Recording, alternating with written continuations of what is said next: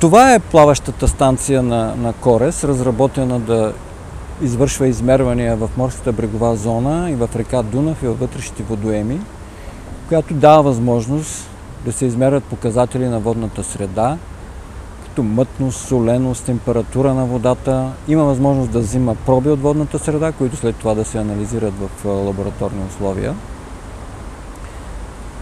Много важно е, че задвижването е с соларни панели, с електродвигатели, управлението се извършва от брега, сигнала се предава по радиотелеметричен начин на компютър, който е на брега, който събира и анализира данните и имаме онлайн информация в реално време какви точно са показателите на водната среда. Проектът е разработен с съдействието на програма Конкурентоспособност.